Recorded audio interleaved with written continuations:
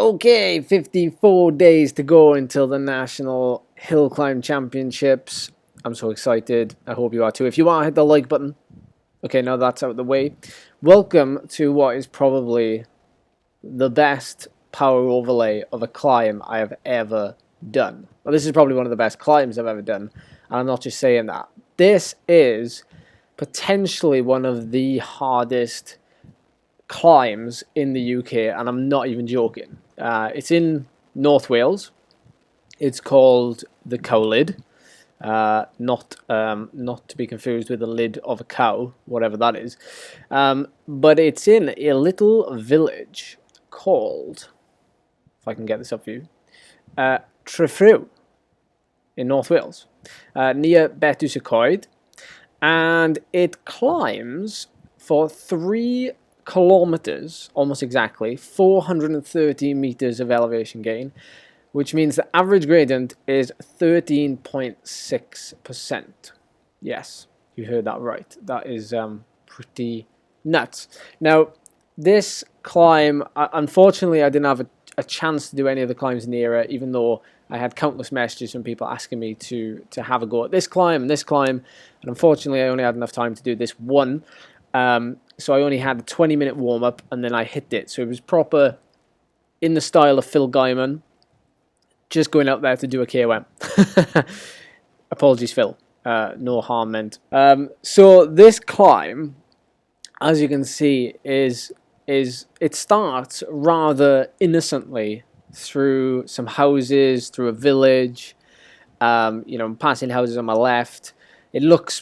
It does look rather innocent. We start, I think the graphic says there, like 20 meters above sea level. So you're almost at sea level, and you just climb and climb and climb. And there is some respite at periods throughout this climb. This whole video is 15 minutes, so it's going to show you the whole climb in its entirety. You'll see that the gradient changes quite a lot. And even though this climb is rated one of the hardest in the UK, if not the hardest, I don't want to clickbait this video too much as I'm heavily resisting the temptation to.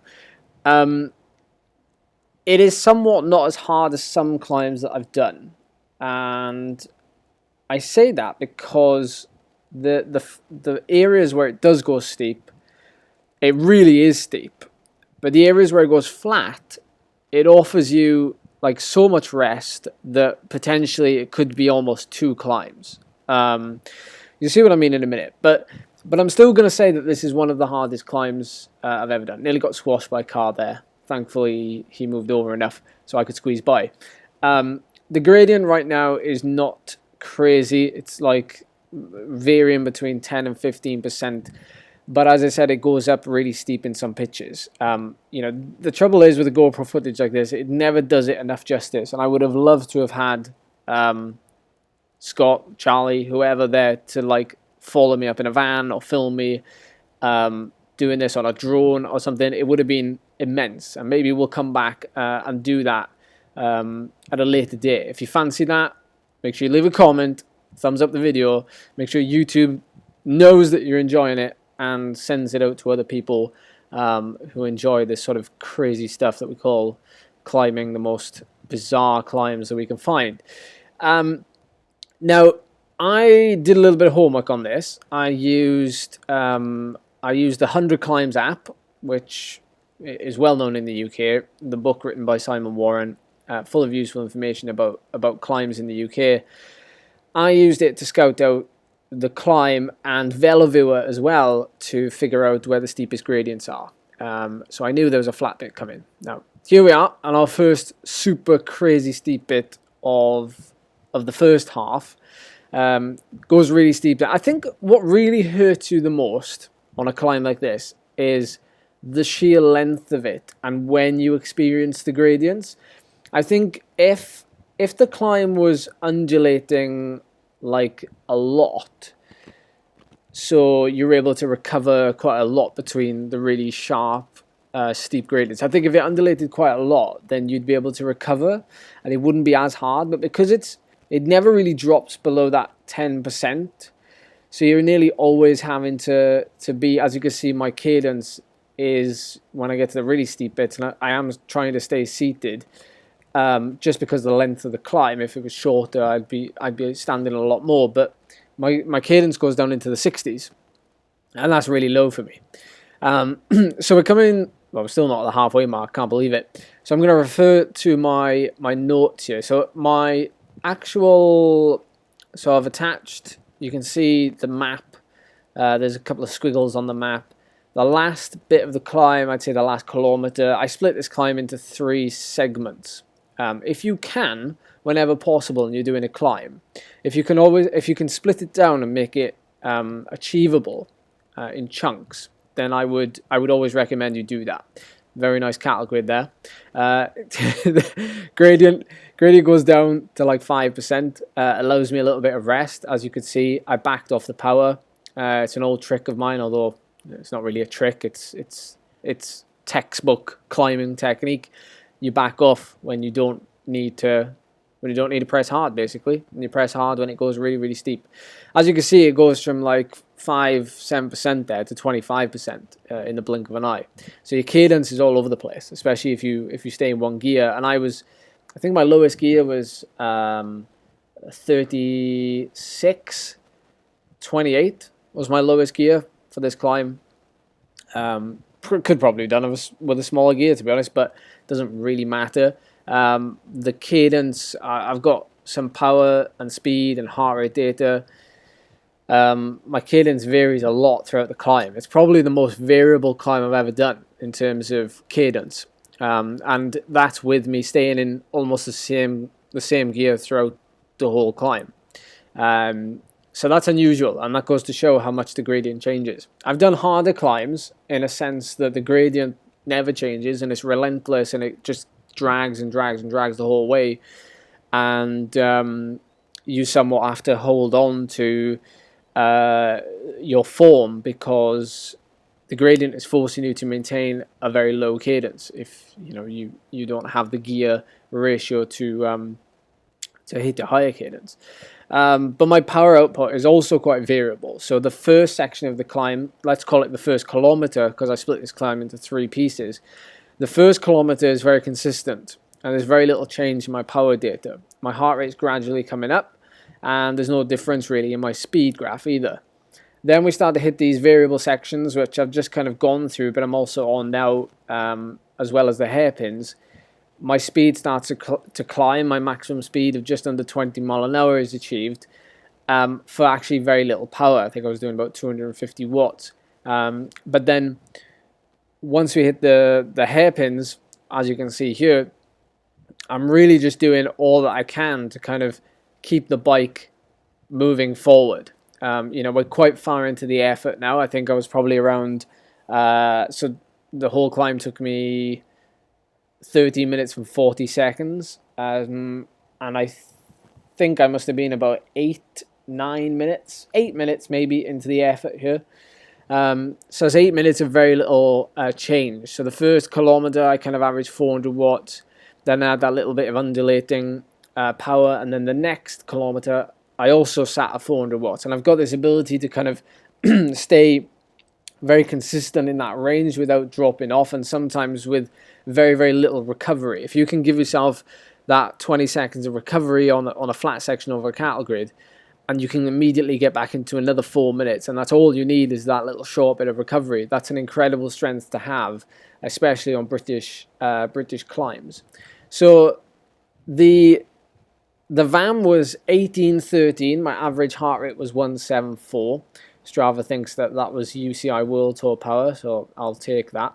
I don't know what the weather conditions are for the other guys who set the fastest times on this climb. But all you can do is the best on the day. And I'm sure there'll be somebody who will come back and who'll take the KOM off myself. Nobody's unbeatable. And so I'm sure I could probably go faster as well, given that, that was the first time I'd ridden the climb. And so you learn. The more times you do the climb, not that I'd wanted to do it many times, but the more times you do it, the more times you learn. And so dissecting the leaderboard, I averaged the same power as Mr. Grant.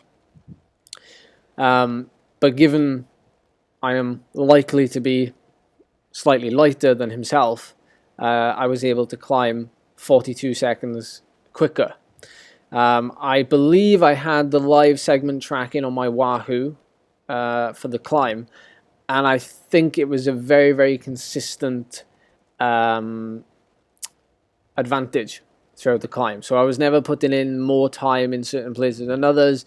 It was just a very linear amount of time that I was putting into to all the riders in that top 5 there throughout. Aside, and you may be interested to hear this, but aside from Mr. Dan Evans himself, who I think massively positive split the climb, which means he goes off harder than he finishes. It's absolutely no problem to do that. You know, it really depends on the climb and the gradients you're going to be facing on said climb. But it really does help doing a positive split if you know that the top of the climb is shallower than the bottom. In this case, this climb is, but not by a whole lot. So it's one of the climbs where you can positive split it, but you have to be very, very cautious when you do. So the difference between the top of this climb and the bottom of this climb, I think the bottom kilometer, I think averaged something around 15 or 16%, and then the top kilometer averaged something around 11%, 10 or 11%. So there is a fair difference, but for me, it was not such a great deal of difference. I thought to go off harder than I would have finished. I did actually end up finishing with slightly less power than I started, but that is mainly down to me starting to lose the enjoyment for said climb. No, in all honesty, I love this climb.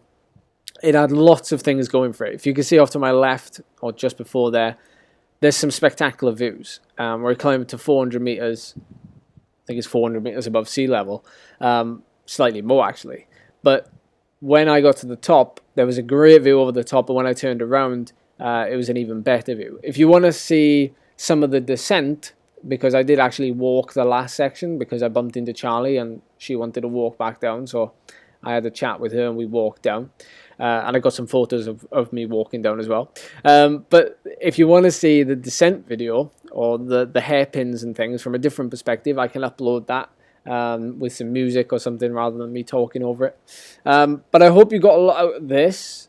It is one you should definitely try and get to. Like, if you're ever in North Wales, I would highly recommend giving it a go, even if you just do the first half. But what I would say is, if you get over the first half, you are more than likely to get over the whole thing, because this last kilometer, as you've seen, is very variable, and the gradient gets a lot easier to what it is at the bottom. So if you can get yourself over that, then you can make it all the way to the top. And I've had messages from people saying, you know, fair play for having a go at it and trying it out, because the reason why I do these is not to take people's KOMs.